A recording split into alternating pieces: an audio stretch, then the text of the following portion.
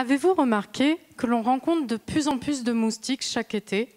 Ils nous réveillent la nuit, ils créent des démangeaisons, et ce n'est pas tout.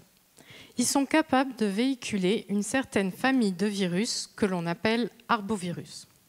Or, plus il y a de moustiques, plus le risque d'être infecté augmente. En cherchant à comprendre comment fonctionnent ces virus, j'espère pouvoir limiter ce risque. Dans cette grande famille de virus transmis par les moustiques, je m'intéresse à deux cousins, Usutu et West Nile. Ils voyagent à bord d'un moustique commun, le Culex pipiens, que l'on retrouve notamment ici, dans le sud de la France. La piqûre d'un de ces moustiques peut donc nous transmettre l'infection. Heureusement, 80% des personnes infectées n'auront aucun effet. Mais, car il y a toujours un mais, dans 1% des cas restants, les virus atteignent notre cerveau et peuvent causer de graves dommages, comme une paralysie flasque. Les effets durent parfois longtemps après l'infection et il n'existe aucun traitement. Je cherche donc à comprendre comment les cousins Usutu et West Nile passent de notre sang à notre cerveau.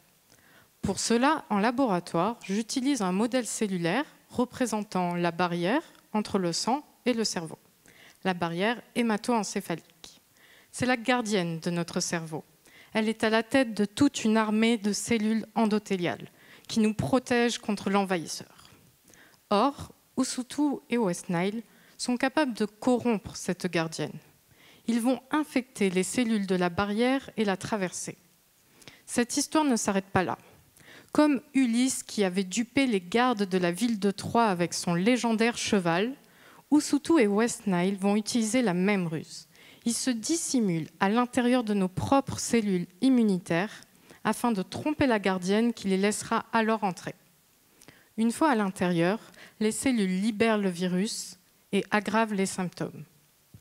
Il me reste donc à décrypter les interactions entre ces deux virus, la barrière et les cellules, pour trouver un moyen d'aider la gardienne à reconnaître les chevaux de Troie, pour renforcer sa vigilance et sa résistance.